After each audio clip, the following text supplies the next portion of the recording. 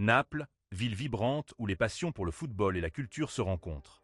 Parmi ses rues animées, Victor Osimhen, l'avant-centre du Napoli, menait sa vie avec discrétion malgré son statut de star mondiale. Connu pour sa modestie, il aimait parfois se fondre dans la foule et profiter des plaisirs simples de la ville. Un soir après un entraînement intense, Victor décida de se rendre dans un charmant café littéraire niché dans le quartier historique. Ce lieu, réputé pour ses soirées poésie et ses discussions intellectuelles, était loin des projecteurs habituels des célébrités. Il voulait simplement boire un café et lire quelques pages d'un livre qu'il avait acheté plus tôt dans la journée. Vêtu d'un simple sweat à capuche et d'un jean décontracté, il pénétra dans le café sans attirer l'attention. À l'intérieur, les murs étaient couverts de bibliothèques remplies de livres anciens et une douce lumière tamisée créait une atmosphère chaleureuse. Mais ce qui devait être une soirée paisible allait rapidement prendre une tournure inattendue. Lorsqu'il s'approcha du comptoir pour commander, le barista, un homme élégant en tablier noir, le regarda de haut en bas avant de répondre froidement. « Je suis désolé, mais nous ne servons pas ici ceux qui cherchent seulement à passer le temps. C'est un espace réservé aux passionnés de littérature. » Les mots frappèrent Victor comme une gifle invisible. Mais contrairement à ce que beaucoup auraient fait, il ne réagit pas avec colère. Au lieu de cela, il sourit calmement et répondit « Je comprends parfaitement. Je ne voulais pas vous déranger. » Il tourna les talons, prêt à partir, lorsque plusieurs clients présents dans le café remarquèrent la scène. L'un d'eux, un vieux monsieur assis près de la fenêtre, reconnut immédiatement le joueur vedette. Il murmura à voix basse à sa voisine « C'est Victor Osimhen. Comment ont-ils osé le traiter ainsi ?» Le bruit se propagea rapidement, et bientôt tout le café fut au courant. Des regards indignés se tournèrent vers le barista, dont les joues rougissaient sous la pression. Dehors, Victor s'apprêtait à monter dans sa voiture lorsqu'une jeune femme, serveuse au café, sortit précipitamment pour l'interpeller. « Monsieur Osimhen, je suis vraiment désolé pour ce qui vient de se passer. Ce n'était pas juste. » Victor, toujours souriant, lui répondit « Ce n'est rien, ma chère.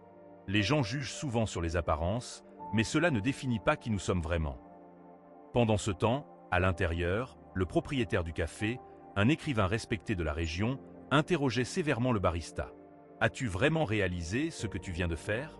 Tu as repoussé l'une des figures les plus admirées de notre ville. » Le barista, désormais tremblant, tenta de se justifier. « Je pensais qu'il ne correspondait pas à l'image de nos clients habituels. » Le propriétaire secoua la tête avec mépris. « L'image ? Notre image, c'est l'inclusion, le partage des idées et surtout le respect pour tous. » Il ordonna alors à son équipe de retrouver Victor et de l'inviter à revenir. Quelques minutes plus tard, Victor accepta finalement l'invitation, non pas pour lui-même, mais pour prouver que chacun mérite un second regard. Lorsqu'il franchit à nouveau le seuil du café, l'atmosphère changea complètement. Le propriétaire prit la parole devant tous les clients. « Mesdames et messieurs, nous avons commis une grave erreur ce soir. Nous avons permis que des préjugés dictent nos actions. Aujourd'hui, nous prenons un engagement solennel. Jamais plus personne ne sera jugé ici uniquement sur son apparence. » Victor, toujours humble, hocha la tête en signe d'approbation. Puis, dans un geste symbolique, il proposa que tous les employés du café rejoignent les clients pour une lecture collective. Ensemble, ils partagèrent des histoires, des poèmes et découvrirent des perspectives nouvelles. Ce qui aurait pu être une dispute d'eux. Une véritable leçon de tolérance et de compréhension. Des semaines plus tard, le barista, reconnaissant son erreur, demanda au propriétaire une chance de se racheter. Celui-ci, inspiré par l'exemple de Victor, lui proposa de devenir animateur des soirées poésie. « Chaque voix compte, dit-il, même celles qui ont commis des erreurs. » L'histoire de Victor Osimhen dans ce café littéraire se répandit rapidement sur les réseaux sociaux, touchant des millions de personnes à travers le monde. Elle rappela que la vraie grandeur ne réside pas dans les buts marqués ou les trophées gagnés, mais dans la manière dont on traite les autres. Et ainsi, une simple visite dans un café devint un moment de transformation pour tous ceux qui étaient présents. Une preuve supplémentaire que même les petites actions peuvent avoir un impact immense. Après cette soirée marquante, le restaurant ne fut plus jamais le même. Le propriétaire, profondément touché par l'humilité et la sagesse de Kanté, décida d'instaurer un programme de formation pour tous ses employés. Ce programme visait à enseigner l'importance du respect envers chaque client, indépendamment de son apparence ou de son statut social. Les valeurs prônées par Kanté devinrent le cœur même de la philosophie du restaurant. L'ancien directeur, quant à lui, continua son parcours de transformation. Il passa plusieurs mois à travailler comme serveur, prenant conscience des défis auxquels étaient confrontés ceux qu'il avait autrefois sous-estimés. Il écrivit même un mémoire personnel sur ses erreurs et ce qu'il avait appris, espérant inspirer d'autres gestionnaires à adopter une approche plus humaine dans leur interaction professionnelle. Pendant ce temps, l'impact de cette histoire dépassa largement les frontières du restaurant. Des journalistes du monde entier couvraient l'événement, soulignant comment un simple acte d'humilité pouvait provoquer un changement significatif. Des entreprises commencèrent à revoir leur politique pour promouvoir une culture d'inclusion et de respect. Les réseaux sociaux furent inondés de messages louant Kanté pour sa dignité et son intégrité. Un an après cet incident, le restaurant organisa une cérémonie spéciale pour rendre hommage à Kanté. Lors de cette soirée, le propriétaire déclara « Ce soir, nous ne célébrons pas seulement une star du football, mais un modèle de comportement humain. N'Golo Kanté nous a rappelé que la grandeur véritable réside dans le respect mutuel et la compréhension. » Kanté, toujours aussi humble, accepta l'hommage avec simplicité. Dans son discours, il rappela à tous que chacun avait le pouvoir de changer le monde à travers des gestes quotidiens. « Nous sommes tous capables de faire la différence », dit-il. Il suffit de choisir de voir les gens pour ce qu'ils sont vraiment et non pour ce qu'ils semblent être. Cette histoire devint une légende urbaine, citée dans des conférences, des articles et même des livres. Elle servit d'exemple pour montrer que même les personnes les plus célèbres peuvent rester fidèles à leurs valeurs et que les préjugés peuvent être combattus par la bienveillance et l'empathie. Et ainsi, une simple nuit au restaurant se transforma en un catalyseur de changement, non seulement pour ceux qui y étaient présents, mais pour des millions de personnes à travers le monde. N'Golo Kanté n'était pas seulement un joueur de football. Il était devenu un symbole vivant de l'humilité et du respect.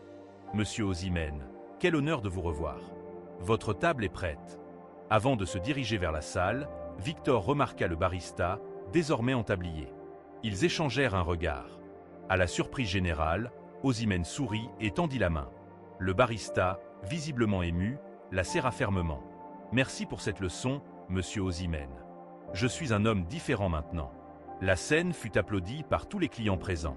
Ce soir-là, l'atmosphère était complètement différente. Pas d'arrogance, pas de jugement. Juste un respect mutuel. Après avoir terminé son repas, Victor régla discrètement l'addition et s'apprêtait à partir lorsque le propriétaire du café l'interpella. « Monsieur Osimhen, permettez-moi de vous offrir ce repas. C'est le moins que nous puissions faire après ce qui s'est passé. » Victor sourit poliment. « J'apprécie votre geste, mais je préfère payer. Je veux que cette nuit soit comme toutes les autres. » Le propriétaire hocha la tête, impressionné par l'humilité du joueur. Mais avant de partir, Victor fit quelque chose d'inattendu. Il appela le barista, qui travaillait désormais comme serveur, et lui dit « On m'a dit que vous avez passé les dernières semaines à servir les clients ici. Comment s'est déroulée cette expérience ?» Le barista prit une profonde inspiration avant de répondre. « C'était difficile, mais c'est une expérience d'apprentissage. J'ai passé des années à traiter les gens en fonction de leurs apparences et de leur statut. Maintenant, je vois que chaque personne qui vient ici a sa propre histoire, ses propres valeurs, et que tout le monde mérite le respect. » Victor hocha la tête. « C'est bien. Apprendre de ses erreurs est l'une des plus grandes vertus. » L'ancien barista le regarda droit dans les yeux. « Je sais que je ne peux pas changer ce que j'ai fait cette nuit-là, mais je veux que vous sachiez que je suis un homme différent maintenant. Merci, monsieur Osimhen. Vous m'avez appris quelque chose que je garderai avec moi pour le reste de ma vie. » Victor sourit doucement. « Je n'ai rien enseigné. La vie enseigne. Il suffit d'être prêt à écouter. » Avec ces mots, il salua tout le monde et quitta le café, refusant toujours l'attention des médias ou des projecteurs. Il retourna simplement à sa vie, comme il l'avait toujours fait. Dans les jours qui suivirent, l'impact de cette histoire continua de se répandre.